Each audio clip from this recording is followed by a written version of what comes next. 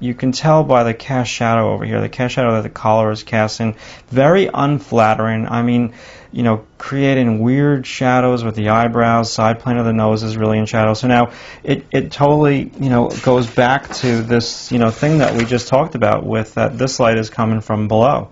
Okay, and you know that is unnatural because the sun and the moon come from up above. So that's creating a certain mood to it. Now this light on this particular painting, let's just look at her face. Let's see if I can kind of put it like that. That is more of form light. So if you look at the light, it's happening where the front of her face turns to the side of her, the side plane of her head. So it's the front plane meets the side plane. The light meets the shadow, okay? And so it's not, yeah, you can also tell by the cast shadow on the neck that it's form light. Now, it's not optimal form light. I could have moved the light like a little bit closer to the right and then have more shadow on her face, but it's not true form light because there's not any major shadow underneath her nose, okay? So that's another example of different type of light source. Here's an example of front light, okay?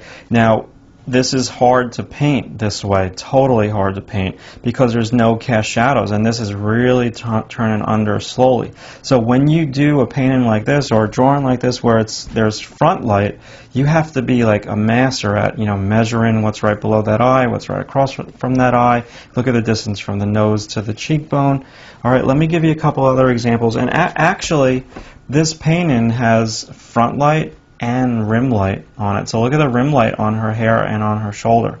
And so that is just something that is a really neat thing to do. Now, I'm not doing this like comic book thing where this rim light is green and the front light is orange to create like this funny fantasy effect, but you know, that just wasn't my style to do work that way. If we look at this little painting now, let's look at this girl. So this girl has a beautiful rim light hitting the top of her head, coming in from that window and coming in from that window. But the rest of her body is kind of front lit. Okay, and she is front lit as well. So you still see like a little bit of that rim light. Now that rim light was a little bit cooler. We've got some cool coming from that background room and hitting her dress over here. So that's combining two light sources. And then the last two paintings here that I want to show you.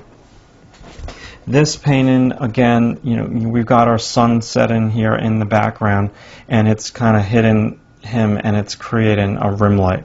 And that rim light is warm, all right? So I've got some warm yellows in that rim light, and then on this side of his face, which is the shadow side, which I probably just put a fill light in there, that has some cool paint in it. So our last one would just be simple top light. Okay, so the light is cascading from this so-called flannel board on this chalkboard, and it's creating a rim light. You know, it creates different effects, but you know, it's coming from up above, and it's totally creating a rim light on his body from his head all the way to his toe. So that's how I would practically utilize all the different light sources that I just showed you, and I'm taking that light, front, form, side, back, rim, or below light, and I'm putting it on form. Okay? So let's move on to the next chapter.